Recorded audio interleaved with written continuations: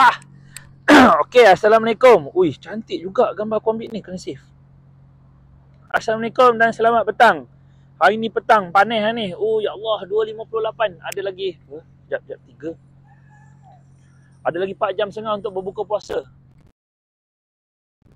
Kenapa dia jerit? Perempuan tu picit telur dia ke apa? Apa? Oh, okey, tak apa. Hari ni kita ada, tu dia. Kereta yang biasanya kau tengok dalam game Need for Speed. Need for Speed lah, Mia. Need for Speed. Oh, ini dia. Berada di depan mata. Inilah dia idaman dulu sebelum keluarnya GTR. Ya, sekarang inilah dia tuan-tuan. Nissan Faraday 350Z. Tada! Dengan bersesaran. Okey, so jadi sebenarnya owner dah pakai caliper Brembo tau.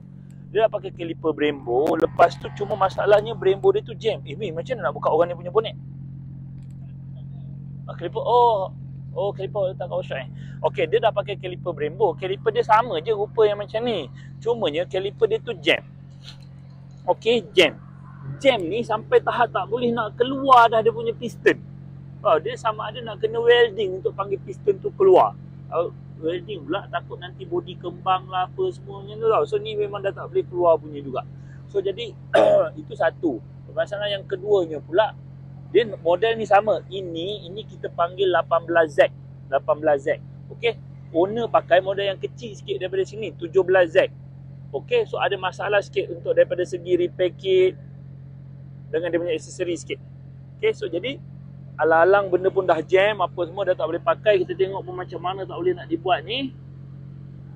Kita suggestkan dia, kita kena ambil yang lain lah. Kena buat yang baru lah kan. So, jadi ni dia, kita buat dia. Dan sebelum ni, bila mula-mula owner ni datang, kereta ni ada spacer berapa mm? 7. Ada spacer 7 mm. Okey, lepas tu owner kata kalau boleh minta adjustkan supaya tak ada spacer. Sebab spacer tu dia memang nak pakai. Dia memang nak nampakkan keluar. Tapi tapinya dia takut kalau dia beli rim lain, rim tu lagi lebar. So spacer tu dah tak boleh pakai. Dia tak nak pakai. So nak pakai rim saja. So jadi alang-alang bila kita dah buat, kita fittingkan sekali lah untuk tanpa spacer. So boleh tengok kat sini, tayar saiz 275 40 18. 18 inci punya tayar. Brembo Six Sport. Color ni color yang owner nak.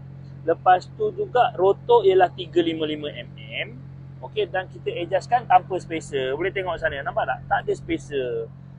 Kan, okey? Tak ada spacer. So itulah fittingannya. Fittingnya dah jadi begitu. Rotor punya design pun owner yang minta juga. Color dia nak, kalau boleh color depan belakang macam tu lah. Macam yang belakang ni, nampak ni. Dia nak color apa, hijau fluorescent. Tak, acid green. Tu nama dia. Waktu dia minta kita buat itu hari, waktu color nak bancuh tu, nama dia acid green. So jadi itulah dia. Tengok balik. Cantik kan? Biasa kau tengok dalam game Need for Speed je, sekarang dah boleh tengok dekat sini. Mungkin kau dah biasa tengok, aku yang tak biasa tengok. Daripada dulu teringin aku nak beli kereta ni. Tapi bila mengenangkan road tag dia, macam Allahu Akbar. Biar je lah keinginan tu disimpan sebagai keinginan sajalah. Belum mampu lagi nak bayar harga road tagnya. Jadi ini dia, macam biasa barang datang dengan waranti setahun. Itu je lah. Apa-apa saja yang jadi kepada owner yang mungkin nak buat drift kereta dia, saya rasa itu hari dia cakap dia nak buat drift lah. So dia nak buat drift ke apa ke, tak kisahlah, tak ada apa masalah. Barang kita bagi waranti. Apa-apa saja boleh datang kepada kami.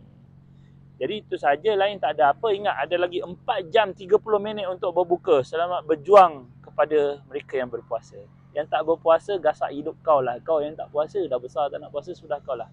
Assalamualaikum warahmatullahi wabarakatuh. Gambar.